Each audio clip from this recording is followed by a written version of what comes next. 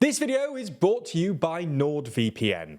The October the 7th attacks on Israel and the subsequent war in Gaza have shone a spotlight on the rising role in regional and international politics of a small Gulf state, Qatar. In the past decade or so, Qatar has taken the title of the world's go-to hostage negotiator, acting as a mediator and an indisputable diplomatic powerhouse in not just Gaza, but also Ukraine and Afghanistan. You could say that, apart from natural gas, mediation is the country's most valuable asset.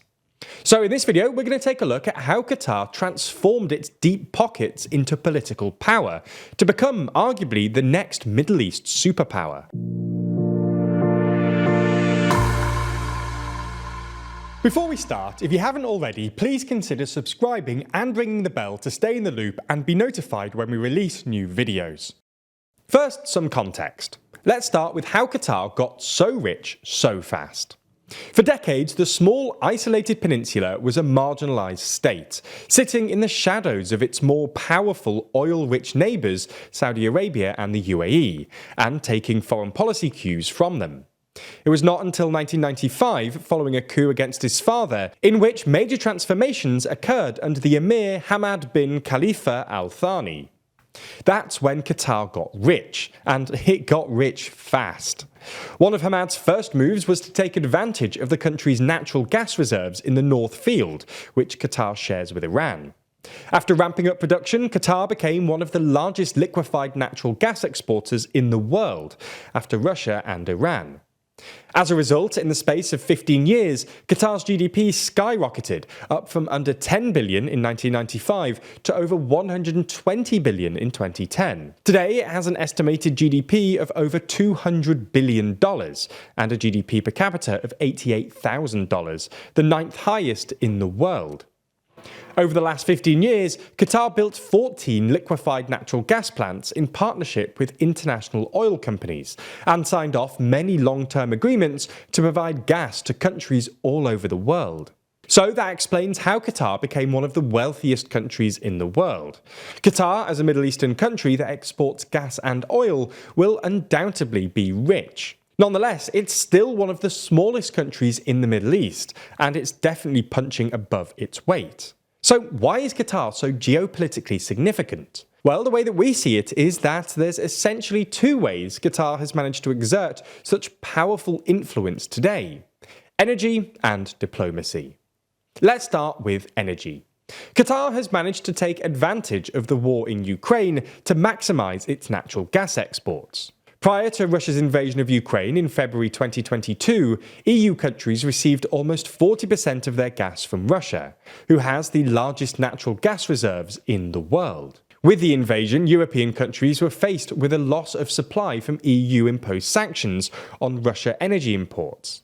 After Russia, Iran is the second best option for gas imports.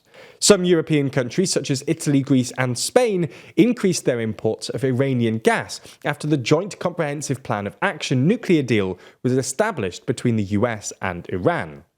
However, after Trump withdrew from the deal, these countries were forced to scramble for alternatives. The possibility of another Trump presidency and Iran's explicit support of Hamas in the current war in Gaza makes Iran a big no-go as an energy partner for Europe. The next best option for Europe when it comes to natural gas is Qatar.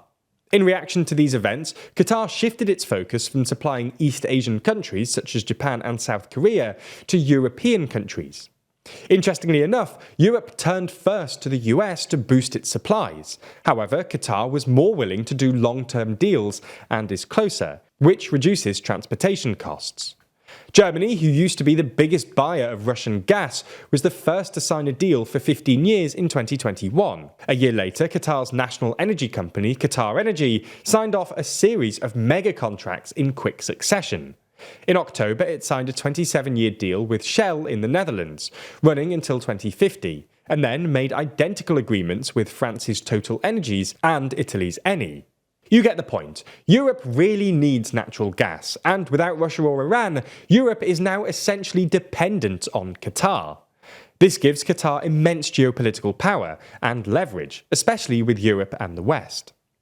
Now on to the second reason why Qatar has become a regional powerhouse: diplomacy. Essentially, Qatar has pursued an independent, open-door policy of neutrality, seeking to create ties with everyone, from extremist groups to global hegemons. By essentially playing all sides, Qatar became the world's go-to diplomatic negotiator, especially for conflicts involving extremist Islamic groups. Its track record includes brokering negotiations between the United States and the Taliban, between Rwanda and the Democratic Republic of the Congo, and between Sudan's military and the Rapid Support Group. Ironically, Qatar's neutrality went so far as to Qatar even ending up in the weird situation of indirectly financing extreme Islamic groups, while simultaneously working to free the hostages they took. Now, this open-door strategy doesn't come without risks. Qatar got some heat for its apparent neutrality during the 2011 Arab Spring, when Qatar was accused of supporting the uprisings, revolutionary groups, and Islamic extremism. This strained relations with other Gulf states, who saw the protests as threats to regional stability, and put Qatar and its neighbours on opposing sides of many of the conflicts that spilled out of the Arab Spring. 6 years later, Saudi Arabia, the UAE, Bahrain and Egypt severed ties with Qatar and placed an embargo on the country. Qatar has also been accused of leveraging its wealth to build alliances with influential government officials, often leading to accusations of bribery. Senator Robert Menendez, 2 Republican consultants, and the European Parliament Vice President were all charged with taking bribes to influence foreign policy that benefited Qatar. However, while there have been bumps in the road, Qatar's open-door diplomacy does seem to have paid off. Qatar restored diplomatic relations with its Gulf neighbours in 2021, and after facilitating the safe return of American nationals during the 2021 Afghanistan evacuation and negotiating the return of American journalist Danny Fenster from Myanmar, Qatar was made a major non-NATO ally in 2022. Qatar has also received international attention in mediating between Ukraine and Russia on the transfer of Ukrainian children taken to Russia. And in the Middle East, Qatar's relationship with Hamas has been a key component of the mediation strategy between Israel and Hamas. Qatar managed to broker a 4-day ceasefire and convince Israel to release 150 prisoners in exchange for the release of 50 Israeli hostages. The Gaza war is almost the perfect example of Qatar's both-sidism. Qatar is one of few states able to communicate with Hamas, and has hosted the Hamas leadership since 2012, but it was also the first Arab state to establish diplomatic ties with Israel. Today, Qatar is perhaps the only country with palatable relations with the US and Israel, as well as Palestine and Hamas. So that's how Qatar has used its role as a gas exporter and diplomatic in-between to punch above its weight. While Qatar's both-sidism will probably come under strain if the Gaza war escalates, so far it's been yet another boom for the arguably world's smallest superpower. Whatever the future may hold, it will always be important to keep yourself safe online. Fortunately, when it comes to your digital safety, NordVPN has your back.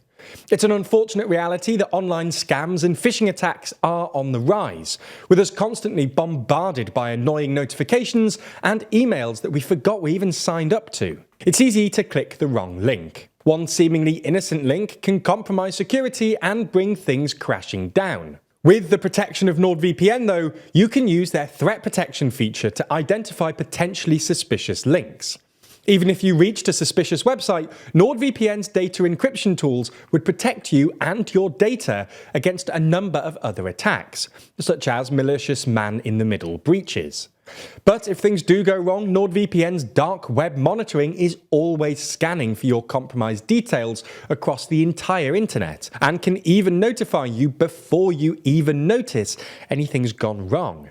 So if you want to securely connect to that free Wi-Fi at your local coffee shop without worrying about someone trying to take a peek at your personal data, you can sign up for a 2-year plan with a massive discount and 4 months free at nordvpn.com/TLDR. We've been told that sometimes our viewers just open a new tab and type in the URL themselves, and while we're certainly glad that you're using the service, you only get the discount and support the channel through that link.